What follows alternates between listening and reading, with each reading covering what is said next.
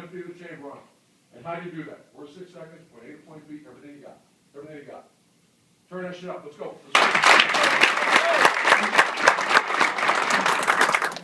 Welcome to the Scoop World Order, Tackett Curtis edition. Tackett brings the racket on his phone. We're going to break him down. He looks like a very heavy Ohio State lean. He looks like a kid he brings the pain when he gets to the ball carriers. I think you guys are going to love watching his tape with us. We're going to talk a little bit about Urban Meyer, JT Barrett, and Cardale Jones are all back together on the NIL fund, the foundation that Brian Schottenstein is starting up. So we'll talk a little bit about that. And we're going to talk about maybe the most insane NFL free agency 72 hours that we've ever seen. It's pretty crazy. So I know you guys love this content. We see the analytics. We see the growth. So right here, if you guys are feeling generous, leave us a like. I mean, it really adds up. Our videos are surging right now. They're getting to more and more people, a wider audience. Click subscribe.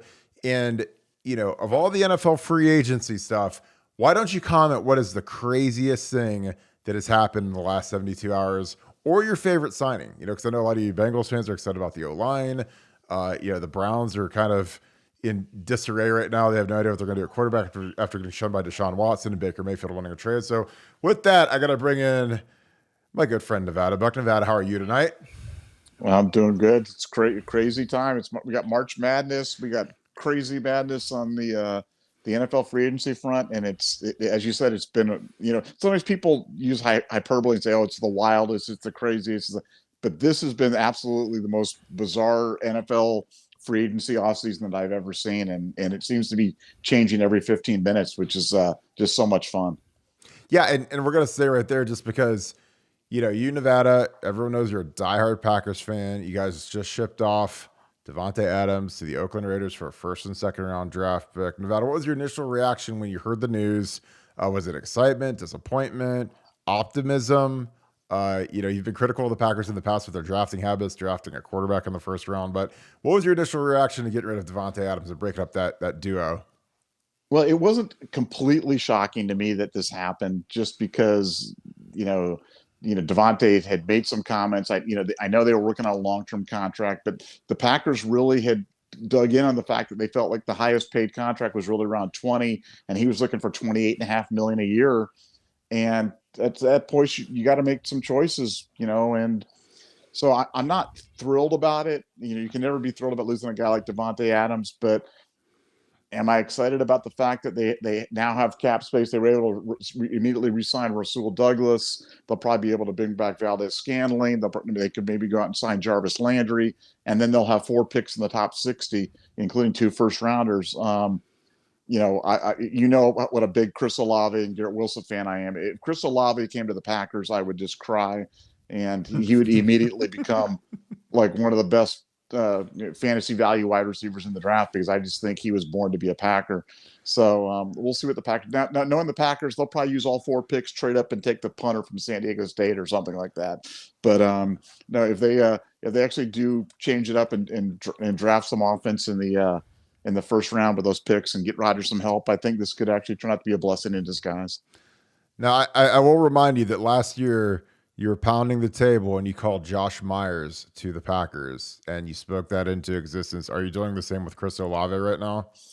I am. And I think given the fact, you look at teams when they have success with players from the way that the Saints like Ohio State players, the Packers, they've had a lot of success with Ohio State players. And, I think Chris Olave for the Packers, that's the one. I just hope he's there at 22 with that Raiders pick.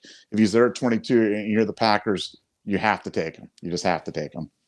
Yeah, I think he would be, that 4.27 speed is something that would just be magnificent to see with Aaron Rodgers. I would love for that to happen with you.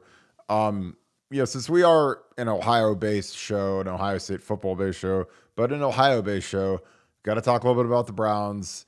They missed the layup on Deshaun Watson. I feel like they probably offered the best trade package to the Houston Texans, but he was wary of the front office. And now your buddy, Baker Mayfield has requested a trade. What are the odds that Baker is back with the Browns? What are the odds that they have a whole new battery at the quarterback position starting in training camp? Well, it's a terrible situation with the Browns right now, but it's of their own doing. This is what you got when you drafted Baker in the first place, with that first overall pick. And Baker is who he is, and he's one of those guys when things are running well, he's like the life of the party and jumping up and down and doing all that stuff. But when there's a little bit of adversity, he's just the worst guy in the world. And the Browns front office, I've been talking about this for months. I've been hearing from my Brown sources that they were ready to move on from him, that they wanted an adult at the quarterback position, and they just did not like his teammates aren't fond of him. The front office isn't fond of him, and they wanted to move on. Well, the Deshaun Watson flirtations kind of got to that point, and now Mayfield wants to move. I think you've got to accommodate him, trade him to the Colts, start over, go with Case Keenum, sign Jimmy G, do anything. But they can't win with Baker. So the Rams realized it with Goff, almost a mirror image situation, a guy that they built the franchise around, gone to a Super Bowl with, first overall pick, California kid, and they gassed him and went to Stafford and won a Super Bowl. I think the Browns have to do something similar and just cut their losses because Mayfield's not the answer. Yeah, and there's options. I mean, Matt Ryan's going to be on the market. You mentioned Jimmy G's going to be on the market.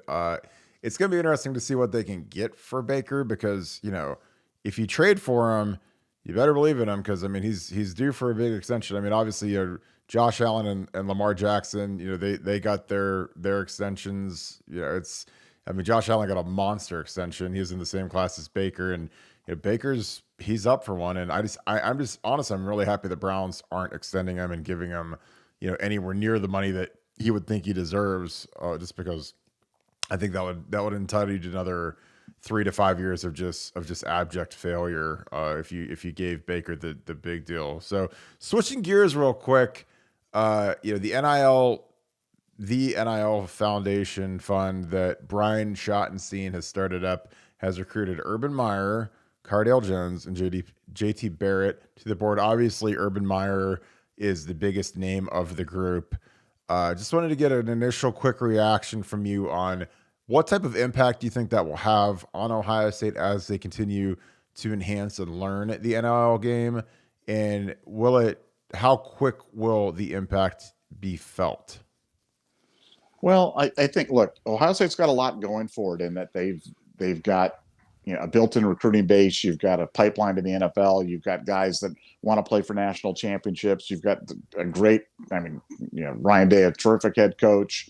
You've got Mickey Marotti. I mean, you've got just a terrific staff up and down and so much tradition that kids are going to want to come here anyway.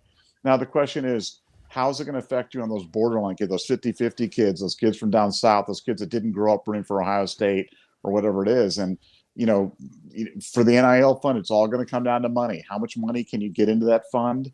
And having big names like Urban Meyer and like JT and like Cardell are going to help attract the money. And if you get the money into the fund, it's easy to get the players because it's just a matter of allocating the money, figuring out what doodles you want them to write down to pay for their art or whatever the heck they're going to do with it.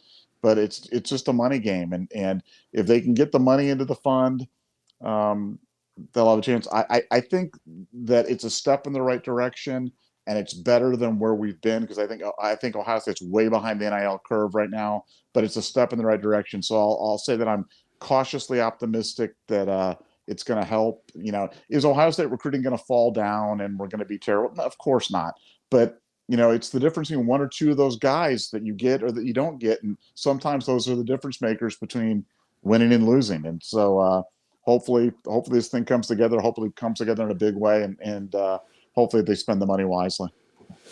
Yeah, to me, it comes down to, you get this couple extra 2-3 guys a class, and you multiply that by 5 classes, and then you're at 10 to 15 5-star difference makers, and that's what wins the national championships. Like you look at how Georgia's recruited the last 4 to 5 years. You look at how Nick Saban recruits, Clemson. I mean, you have to keep getting the high end talent, and unfortunately, Ohio State geographically is at a disadvantage because most of the great talent, especially the big people, are in the South. But one of the interesting things with me is the relationship and fundraising between Ohio State University proper and then like something like this NIL fund that Brian Schottenstein has won, because essentially they're going to be competing for the same money, the same donors, same fundraisers, whatever. And it's like, it'll be very interesting to see going forward, if I'm the guy who's got $10 million in the bank and I want to, what do I want to give it all to the new hospital? Do I want to give it to the student athlete fund that goes to, or do I want to give it to $10 million just to go, hey, go get the number one running back in the country and the number one quarterback in the country?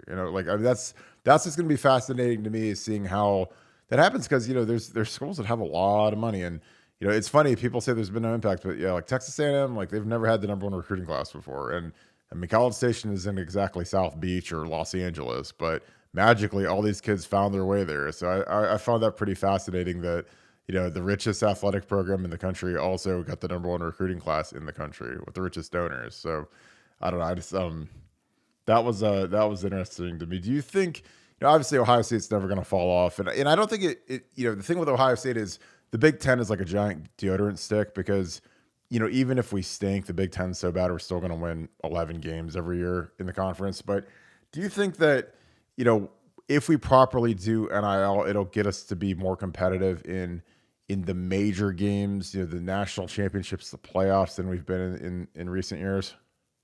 I think it's the necessary. I think it's going to be absolutely, it's necessary, but not sufficient. So it's one of those things where you're going to absolutely have to have a fully activated NIL fund to be competitive. But it's not going to be, it's not like, and people want to try to make it binary, like, well, does it mean the NIL teams are going to win the national championship? Which is just a stupid argument. Like, nobody's saying that. No. What we're saying is you need to have the money there to be able to attract some of these players, to try to get these key guys, because you don't want to miss out on those key guys. Because like you said, you put those classes together and it turns out to be, 10, 12% of your roster of these key difference maker types of players. And, that can be the difference between winning a national championship and not winning a national championship. And I think for a team like Ohio State, they just need to be in the ball game. And like I said, you've got real people behind this, but there's only so much money. And like you said, is it going to go to the school? Is it going to go to the NIL fund?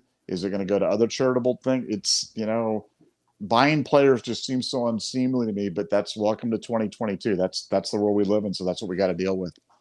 Yeah. And with the transfer portal being completely unrestricted at this point, if a kid goes somewhere and balls out, cause something that I could see in a crystal ball is, if you're Jackson Smith and Jigba, you're a true sophomore, you just had the greatest, maybe the greatest bowl game performance of all time in what you did.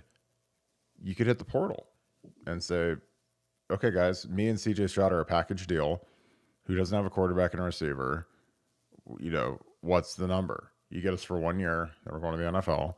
I mean, because for some reason, like I can just see that vision of, especially skill guys that could go plug in somewhere and basically be like a Davante Adams, who, is like, hey, me and my college quarterback are going to team up in the Raiders, and it's going to be, kumbaya. It's like, well, you get me and CJ Stroud. We already have that combination. We already have that chemistry. I just, for some reason, I can see that in the future, where a kid, a young freshman balls out in a bowl game, or, like there was the tackle who was a freshman All-American from Florida International University. And guess what? He's freshman All-American. And what happens? He transfers to LSU after 1 year. So if you're at a low-level program, your guys are going to get poached, because no kid grows up dreaming of playing at Bowling Green or Akron or whatever. So if some guy is under recruited and he balls out as a freshman, I mean, he's going to try to go to Alabama or Ohio State or Michigan or whatever. So that's going to be fascinating to see how the NIL money is used to lure some of those kids that are essentially free agents after a year. And, I think that there's going to be some restrictions and some legislation to help kind of rein in the transfer portal, because right now it is absolutely insane how it operates. But that'll be something that'll really be interesting. So just to keep us moving. Kirk, but it's a great point that you make right there. Weaponizing NIL and weaponizing it to recruit kids that are at other schools, whether it be little schools or big schools, to take them away to your place. That is absolutely going to happen, and that will absolutely make a difference. And you want to make the biggest impact for a team. It's not betting the money on some untried freshman or high school kid. It's getting a kid that's already proven he can play at the college level. and can play at a high level. And like you said, can plug and play, at a key spot that you're like, a defensive back, go cover somebody, or a running back, go run with the ball, whatever it might be. But weaponizing NIL, it's again, if I had an unlimited amount of NIL money, that's exactly right, folks. And I know that the SEC schools are focusing on that right now. They've got money earmarked directly for transfers, and that's just the way it's working. It's like the Dr. Pepper commercial where Rico transfers and then they get the kicker with the case of Dr. Pepper or something like that. But that's what's happening. But anyway, we can move along because there's so much happening right now. We can. Yeah, and that's a great point, because you think about how successful Ohio State has been with the transfer portal, with Jonah Jackson, who just made his first Pro Bowl in the NFL, starting 1 year, maybe the best guard tandem we've had in school history, with him and Wyatt in 2019.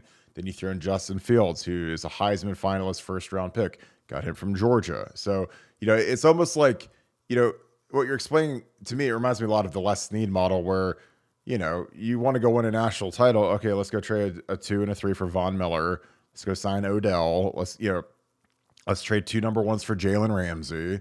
Let's go get these guys that are high level, young, ultra talented guys, and either keep them or rent them like they did with Von, and go win a title. Let's go get Matthew Stafford, attach 2 number 1s to Goff to get rid of his contract. And, when you win that Super Bowl, who cares? So you win that national championship and you get a bunch of proven guys that are all conference. They're young. You get them for 1 or 2 years, kind of rent them for a year, just like in the NFL or the NHL, NBA trade deadline, where they rent these guys until their contracts expire. It's going to be absolutely fascinating because, I just think that there's so many kids that are going to be young kids, under recruited. They go to a MAC school or a small school in the Big Ten, and they ball out, and then they hit the portal, and then they go to the school they actually really wanted to go to. Well, so and with the NFL, like you said, you've got to mortgage your future to do that. With in college football, and there's no salary cap, so like you can just go out and just get them all, and then the next year let's go get some more guys. So it's not like you have to play we gave up all of our first round picks and we're in salary cap hell going forward. In college football, let's just keep loading the wagon. So it's they better get control of it, because it's going to change college football. People that say it's not going to change college football just have their head in the sand. They're just not seeing what's happening. It's a tsunami happening right now. Yeah, it's the hurricanes coming, and some people have their eyes closed and they don't see it. Again, Jamison Williamson should have won the Blitnikoff this year, and he goes to Bama. If he doesn't blow his ACL, they probably win the national championship. But you saw the impact he made, and some of these kids that are super talented, and they might not be a number 1 at their school, they can go be a number 1 at a really, really good school. Like, again, I always think of some of the receivers that are in the room right now that aren't starting. It's going to be fascinating. So this is why it's fun to do these podcasts with you, Nevada, because we could go for a long time, and we're just going to be pouring these things out every day because people love to hear these opinions. And there's just so much action going on right now. Even when people think there isn't action, there's a lot of stuff moving behind the scenes. But we are going to move on to our feature tonight, Tackett Curtis. So Tackett Curtis is 6'2", 205, hybrid safety linebacker. Likely will be a will linebacker for Jim Knowles. Pretty much every recruiting expert has predicted he will be going to Ohio State. I had a great visit here. His highlights are fantastic. Nevada, any initial thoughts on Tackett before we turn this film up and watch a little bit of him? Well, he reminds me of one of my all-time favorite players. Didn't really pan out at Ohio State, but if you go back and watch his recruiting highlights, they were unbelievable, and his nickname was great. It was Mike the Abusement Park Mitchell. So like this, wait till you see these highlights. This kid just flies around, just is knocking people all over the place, and this is the exact type of guy that Knowles wants to get at Ohio State, and I think they're going to get him. Yeah, he reminds me of Chip Trevathan. We watched his film, and everyone he hits just flies backwards. It's like he's like one of those, at like the halftime of the football games or halftime of the hockey games, they put the people in the big balls and they run around on the ice and they run into each other and they just like launch off each other. Like that's what this kid looks like. So we'll crank this up. We'll just kind of talk while we're going. So they got him back here at safety, which is something that it's crazy, but you're going to see why he's back here, because I mean, they basically just give him a free run to go kill whatever he wants to kill. So we're going to watch him do some killing real quick. So you get him, get there, boop. But it's like, I mean, like it's like he's hit by a cannonball, like in the old circus when they used to shoot the guy in the stomach with the cannonball. That's what it's like when he gets there. Look how deep he is. At range, finds the guy. Boop. It's like, I mean, every single hit, like the guy just like, it's just like straight back. There's not like a wrap up and a drag down or a rugby tackle. It is like, I'm gonna kill you and you're gonna go straight backwards. Like look, and this is a guy trying to block him. This might even be worse. Yeah, because this guy, it's funny. He looks like T.Y. Williams. This is a big, tall, skinny wide receiver, and his job is to come in and crack the tack, crack Tackett Curtis. So I'll just poof. It's like, man, get the smelling salts out. Nevada, what do you think through 3 plays so far? Yeah, it's one of those things that you're always looking for. They talk about the classic is you get knockdown linebackers, you get drag down linebacker. Well, this guy is a knock him out linebacker, and got a lot of AJ Hawk in him too. The way he runs, and AJ Hawk played a lot of this way in high school, and I just, like I said, when I saw these highlights for the first time, I was like, this is a guy that we have to get in scarlet and gray, because these are the kind of difference makers you want, those hybrids, those guys that can run around the field. He'll probably play at 220, 225 there at Ohio State. And that's what you want. And that's what Knowles wants for sure. In a safety centric defense, you want linebacker safety hybrids, and this guy fits the bill perfectly.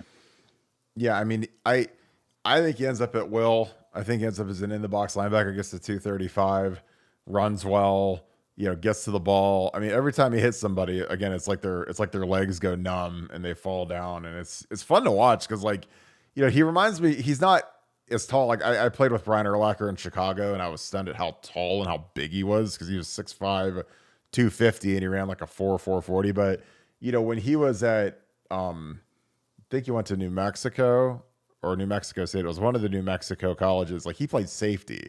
So he's like a 6'5", 235-pound safety, and like, ran like the wind. And this kind of reminds me of like what Tackett's doing here, where he's just deep. They let him read everything, and he gets up there. And again, like, he's physical, not just with the ball carriers. Like, if you have to go crack this guy, I mean, you better bring your lunchbox, because he will. I mean, again, like the explosion, the hips. This is something that's just genetic, where guys have that explosion. That Bob Sanders, Indianapolis Colts, should be a Hall of Famer, but he literally was too violent, and he was always hurt because he was just that violent. He had no pain, just no pain sensors at all. He would just throw his body up in there. But he's like Bob Sanders when he hits people. I mean, and this is a big horse that they give the ball to here and gets him down. I mean, this is a big dude. Look how big this wing back is in this wing T play, the buck sweep, and he gets him down by himself. Like, it's impressive, man. This is one of my favorite films I've watched, because he just plays so fearless. I mean, he gets the ball, man, and it is a scud missile. When you watch this and you think about the hundreds of kids you've watched on film as recruits, what any other people come to mind for you in terms of the hitting and the ability? I love this fake punt. This is great. He did like a ball fake, and then he just goes out the back door. Yeah, well, you hate to compare anybody to a Hall of Famer like Jack Tatum or something like that, but I mean he plays the game that way, and it's especially impressive because Tatum played back in an era when you could headhunt guys and you could lead with your helmet, and you could forearm shiver them and drop them in there, and he's playing in the more genteel 2022 style of football, and he's still knocking guys out. So no, he's, like I said, this highlight tape is about as impressive a defensive highlight tape as I've ever seen. And the competition's good. It's good Louisiana football down there. He's not playing against little kids, and he's definitely bringing the heat every time. And it's like I said, he'd be a guy that'd be unbelievable to see at Ohio State, because it's exactly what our defense needs. I mean, this is what they put Mark Pantoni in a quarterback for a play in this one. So they got Pantoni back here, and Pantoni's like, oh, hang on, I can get away from Pantoni. Looks like Like No, what? that's Like like the one where what? they had the little kid, like the kid that's like the trainer that they put in for like the one play, but he didn't get the message, and he goes out there and he like whacks the kid or something like that. Yeah, yeah. It's like the manager that they put in The like in the manager that last gets game, yeah, last yeah. game of the season. They put him in. They They say, put hey, him, you know what? We let you play quarterback for a play and to see how you do. You know. yeah. It's like the Yeah. movie Lucas or something like that. Yeah. It's like little Rudy. But no, it's fun watching this kid, man, because he is. I mean, and then like this isn't even fair. They get him back returning punts. I mean, come on, like this kid. I mean, watch. Is he just gonna hit guy? Are guys just gonna disintegrate as he touches them? I mean, look, he's got jets, man. Pass everybody. Punter's got the angle. Punter wants nothing to do with it. Oh, he got him down. Okay, Oh, okay, I'm sure you punter. heard about that one. You Yeah. heard about that Oh my one. god. Oh my god. Yeah. Tackett never is gonna leave that one down. How'd you let a punter get you down, Tackett? Good lord.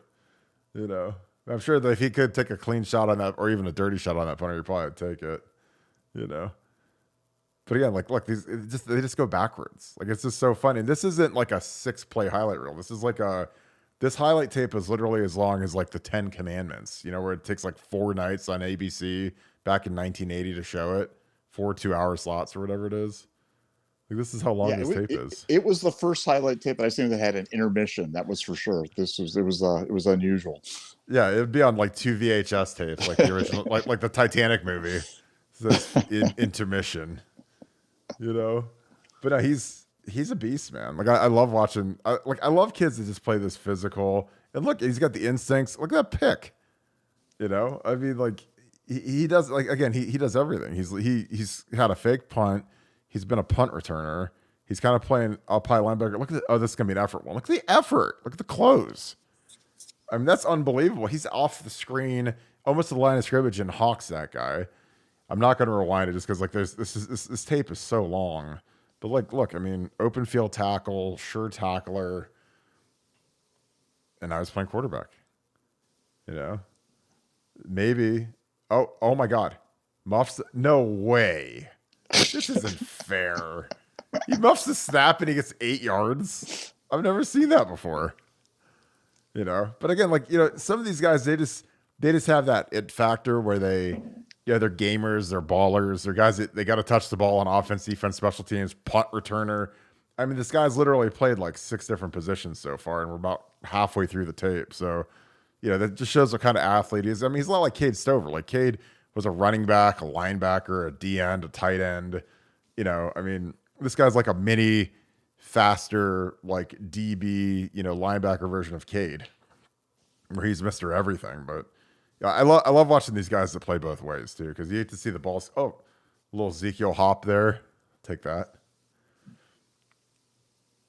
He's on the one. Oh my God, the center goes. Don't tell me this guy goes for 99. Please don't. Okay. I literally thought he's going to take it 99 on that one. So he only got 10. So at least it's fair. But no, he's something. Look at. He's dropped the ball about 3 times, but hey. He's struggling with the snap. He's like Taysom Hill right now or something. Yeah. Well, we got good sweatbands and we have tack gloves at the Ohio State. We'll have tack gloves for Tackett. So that'll be perfect. But yeah, he's a good player, man. Love watching this film. Look at that. Oh my God, look at that quarterback. Oh my God, he's under center. I don't even know what that is anymore in the Big Ten in Ohio State. He's actually under center. Stiff arm, gets to the crib, takes a shot. That should be a flag, but the guy's too lazy to throw it. So these guys, so he's a wing T quarterback, running the boot. Oh my God, we ran the wing T in high school. This is our play, man, the boot. There's me. I'd be the tight end over there just blocking because I never caught a pass in high school. But I blocked a lot. It was great. Worked out great to play tackle at Ohio State.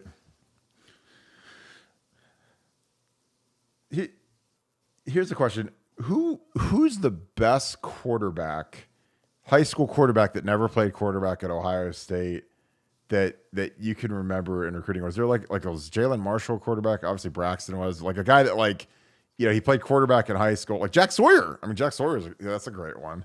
Played quarterback in high school and he never played a snap of it at Ohio State. He was never recruited for it. But any other guys you can think of that are like that they're just that athletic and talented that the coach is like, you just have to be our quarterback and we just gotta make it work.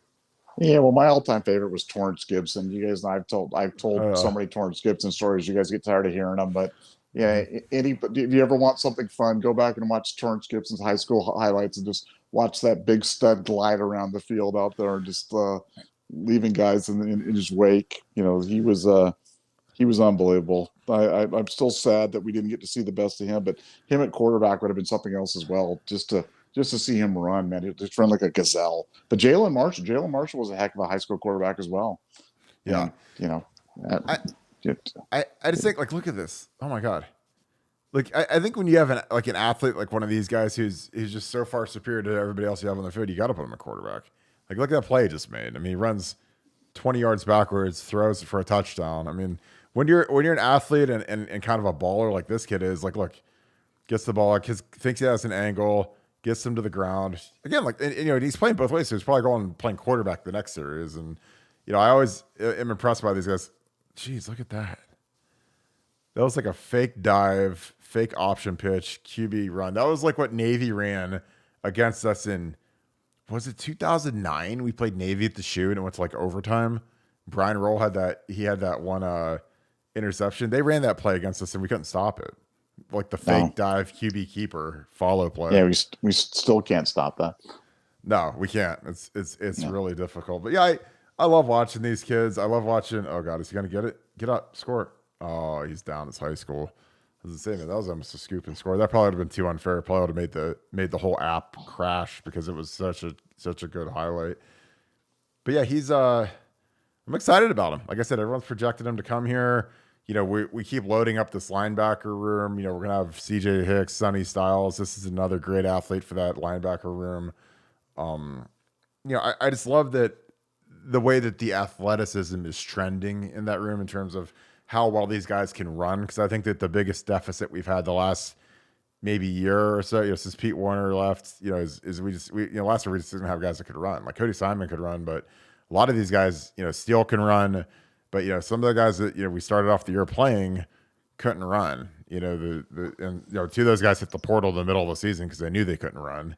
And, in modern college football, when you're defending these spread schemes, man, you got to be able to run. So with that, Nevada, we're going to close this one out. This has been a really fun one. So I'm excited to get this one up and get some feedback from the crew. But any closing remarks on Tackett, Davante, Baker Mayfield? We talked about kind of a pretty good spread tonight. March Madness. We didn't even mention March Madness is going on because it's kind of boring. No, but, I just saw a 15 seed upset number 2 Kentucky. So even March Madness is getting some madness, and no, it's a crazy time. So we'll see if Lyle Collins ends up at the Bengals. That would be something else. And no, just so much going on. I'm sure by tomorrow we'll have 4 new storylines to talk about. But it's been a wild 24 hours in the world of sports. Do you think Ohio State wins the opening round of the tournament? No, I don't. Yeah. Iowa losing today, Indiana getting blown out. I don't think it's a good sign for Ohio State, and this is not a good Ohio State team. Now watch them go out and win tomorrow, 138-12 or something like that. But I don't think so. I'm on Loyola tomorrow. Yeah, his sister Jean sitting courtside. Yeah, I always wonder how people really feel. Because I get everybody loves seeing the upsets and stuff, but like I feel like March Madness kind of loses cachet when a 2 seed goes down and Kentucky. It's like people want to see Kentucky in the Final Four, the Elite Eight. I don't think that seeing like a 15 seed in the Elite Eight is exciting. Like I don't get excited for it, but I'd rather see like the traditional powerhouses win. But that's the problem with modern college basketball. So many of these kids just aren't invested in the programs because they're one and done. But here's real quick. Name 5 players in college basketball right now. Name 5 players. Kyle Young, EJ Liddell. No, not Ohio State. You can't name Ohio State. But 5 players, not Ohio State players in college basketball. God, quick. I can't. I can't. Dixon, Landon Dickerson. Dickerson. What is that? You just made that up. No, it's the guy from Michigan, number 1, the center, right? Did they lose today? I don't know if they won. They played it. Did they win? Did Michigan win? I think they won. Was it Landon Dickerson? Isn't he one? I thought Landon Dickerson was like one of the guys on Bonanza or something like that. He might be, but there's some guy number 1 who's a big white center that plays for. There was a is Groza still at Iowa or no? Lou the Toe Groza. Dude, the joke, I don't even know.